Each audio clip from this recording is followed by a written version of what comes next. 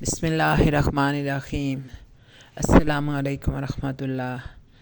امید تھی کہ پاکستان طالبان کے تعلقات اچھے ہوں گے جب 2021 میں طالبان نے حکومت دوبارہ سنبھالی، جبکہ پاکستان کہتا ہے کہ افغانستان حملوں کے باعث ان کے سینکڑوں سپاہی شہید ہو چکے، جبکہ کابل حکومت اس سے انکار کرتی ہے۔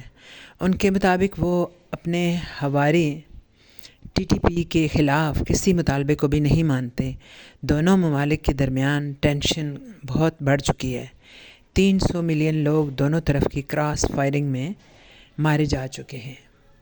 افغانستان کہتا ہے کہ اس کے پاکستان پر حملے پاکستان کے کئی حملوں کے جواب میں تھے۔ افغانی حکومت کے مطابق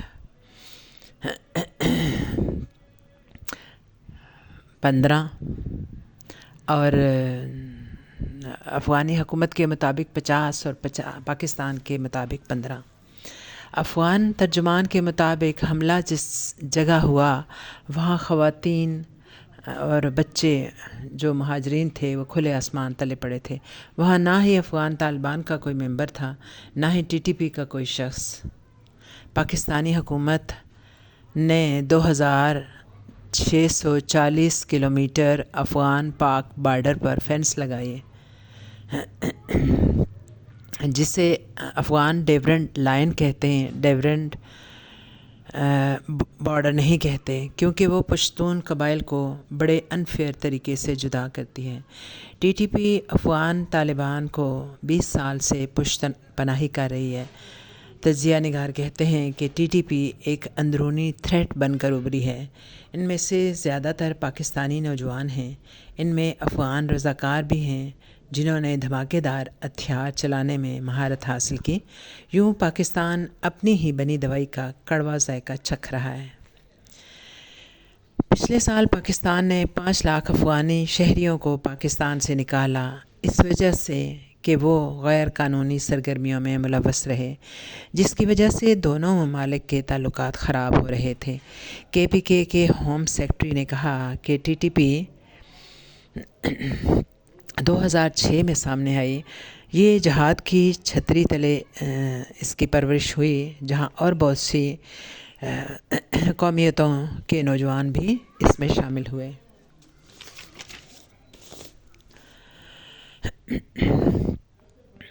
یہ پاکستان میں بھی افغان طالبان کے ساتھ مل کر اسلامک اسٹیٹ بنانا چاہتے ہیں۔ بیت اللہ محسود فضل اللہ اور اب مسعود ان کے امیر المومنین ہیں۔ یہ نیٹو اور یو ایس کے خلاف لڑنے کے لیے افغانستان کے طالبان کے ساتھ ساتھ رہے۔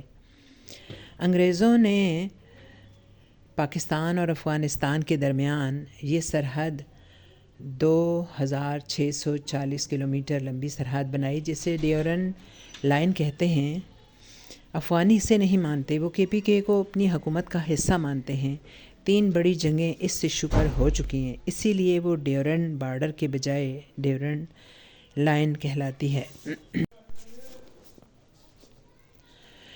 کیتھی ایک جرنلسٹ ہیں جو جنوبی ایشیا کے امور پر بڑی دسترس رکھتی ہیں۔ ان کے ہاتھ پہ بھی چوٹ آئی جب وہ وہاں رپورٹنگ کر رہی تھی، اور ان کے ساتھی جو کیمرہ مین ہے وہ بھی مارا گیا۔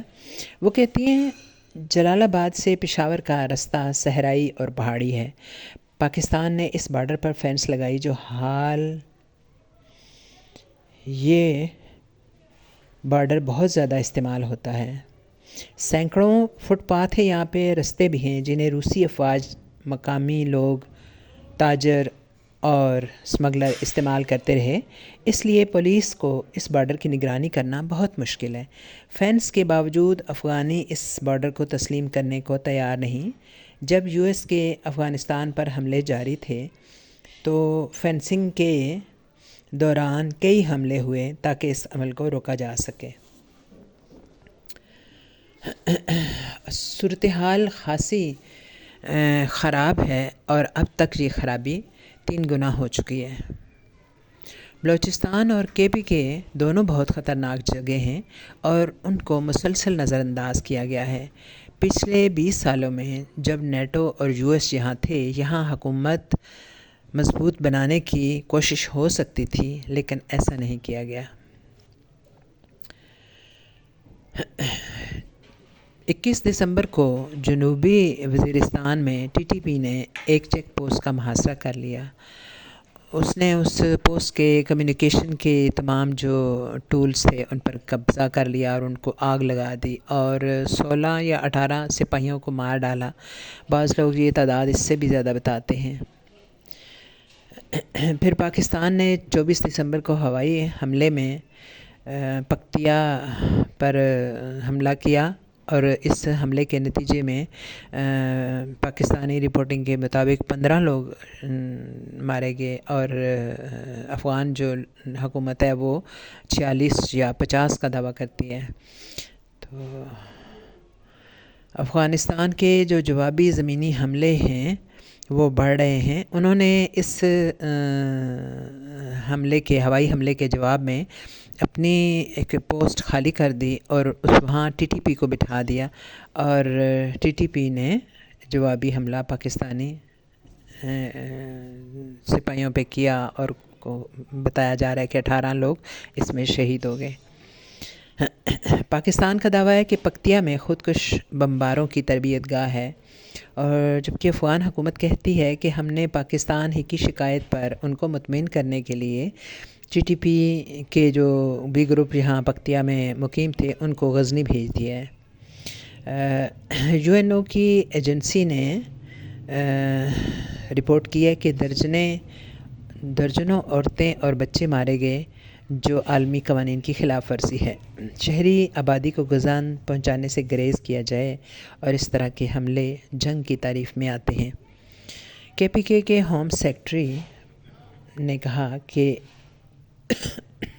بڑے درجے کے جنگجو گروپ افغانستان میں ہیں جو ہماری سرحد پار کرتے ہیں اور اسے ڈیورنڈ بارڈر نہیں مانتے۔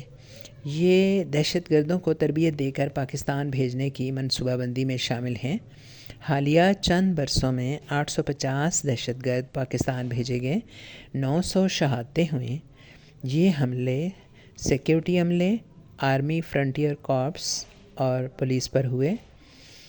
پاکستان کا خصوصی ایلچی صادق خان افغان وزیر خارجہ سے میٹنگ کر رہا تھا، اس طرح کہ یہ پاکستان نے افغانستان پر حملہ کر دیا، تو اس طرح کا جو حملہ ہے اس پہ نہ صرف افغان حکومت بلکہ افغان عوام نے بھی بہت ناراضگی کا اظہار کیا کہ یہ حملے کرنے کا طریقہ نہیں تھا، وہ تھوڑی انتظار کر سکتے تھے، اور یوں بھی دوسرے ملک کی خود مختاری کو ہٹ کرنا ٹھیک نہیں، اور یہ بین الاقوامی قوانین کے بھی خلاف ہے۔ افغان وزیر خارجہ نے کہا کہ پاکستان نے TTP کو اپنے ملک سے نکالا اور اب افغانستان میں بھی ان پر حملے کر رہے ہیں۔ جب نیٹو اور US حملے کر رہا تھا، افغان پاک سرحد کر کے بچ جاتے تھے، اور یوں آئسولیٹ کر کے ہم طالبان کو ڈیل کرنے کے لیے یہ پالیسی استعمال کی گئی۔ تو انہوں نے کہا کہ بلوچ اور KPK کے عوام بھی احتجاج کرتے ہیں، اور افغانستان کے بہت قریب کرم ایجنسی میں اکتوبر سے فرقہ وارانہ فساد ہو رہے ہیں، جو زمینی تنازعات کی وجہ سے بھی ہو رہے ہیں۔ اس میں 180 کے قریب لوگ مارے گئے اور 50 سے 60 بچے جو ہیں کم خوراکی اور دوا کی عدم دستیابی کی وجہ سے مارے گئے۔ پاکستان میں اس ٹرمائل کا TTP فائدہ اٹھا رہی ہے، شیعہ سنی جھگڑے کو بڑھاوا دے رہی ہے، اور ہوم سیکرٹری جو تھے KPK کے، انہوں نے مزید کہا کہ BLA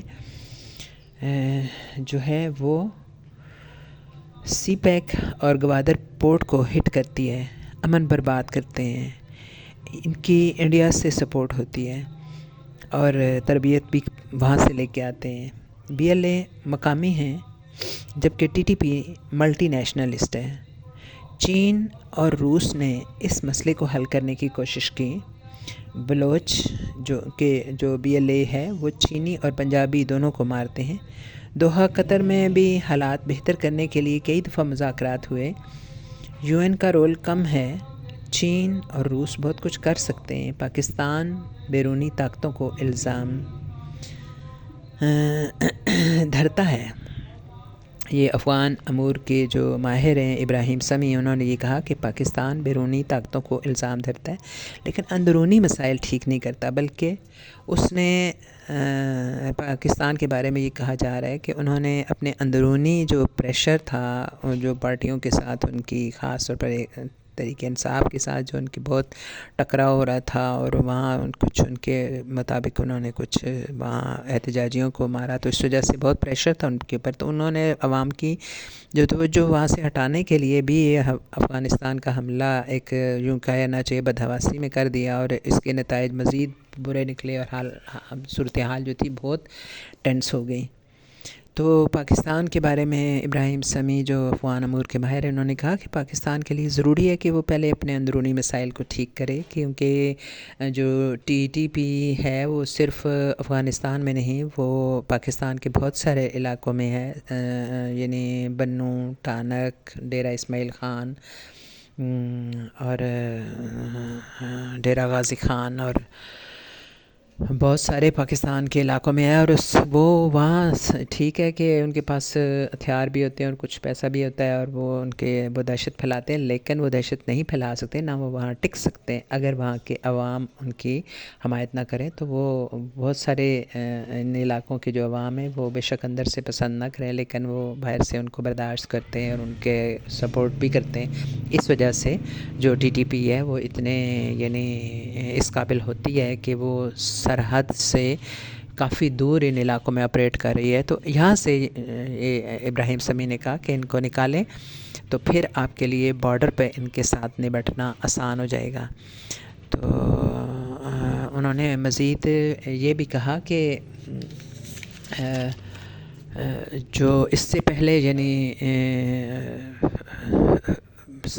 جو حکمران رہے ہیں افغانستان کے، وہ سیاسی تھے اور ان کے ساتھ نیگوشیٹ کرنا بھی کچھ آسان تھا، یعنی جس طرح سے ظاہر شاہ کے بارے میں انہوں نے بتایا کہ کنگ ظاہر شاہ جو تھے، انہوں نے 71 میں انڈو پاک لڑائی میں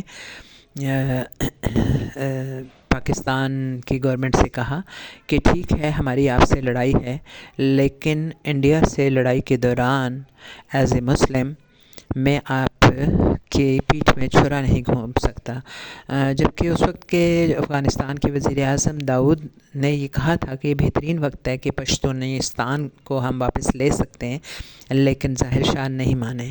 لیکن اب پاکستان گورنمنٹ کو سمجھنا چاہیے کہ حالات بہت مختلف ہیں، اور یہ TTP اور جو افغان طالبان ہیں یہ جنگجو گروپ ہیں، اور وہ یعنی ایک گریٹر افغانستان یا گریٹر پشتونستان کے خواب دیکھ رہے ہیں، اور وہ یہاں کچھ بھی کر سکتے ہیں جہاں تک ان کے بس میں ہوگا۔ تو اس وجہ سے پاکستانی گورنمنٹ کو بہت ہی سوجھ بوجھ سے کام لینا پڑے گا، اپنے عوام کو اپنے اعتماد میں لینا ہوگا، اور اندر کی لڑائی پہلے لڑنی ہوگی، اپنے گھر کو ٹھیک کرنا ہوگا، اور پھر نو ڈاؤٹ چین اور رشیا اور امریکہ کے بارے میں بھی کہا جا رہا ہے کہ وہ بھی کچھ رول ادا کرنا چاہ رہے ہیں، اور اس سے پہلے بھی ٹرمپ نے دوحہ قطر کے مذاکرات میں کافی بڑھ چڑھ کے حصہ لیا تھا، تو اب پھر ان کی حکومت آ رہی ہے، تو خدا کرے کہ کچھ بہتر نتائج آئیں ان سب کوششوں کے، اور پاکستان کی خود مختاری کو بھی زک نہ پہنچے۔ اللہ تعالی ہم سب کے حال پہ رحم کرے۔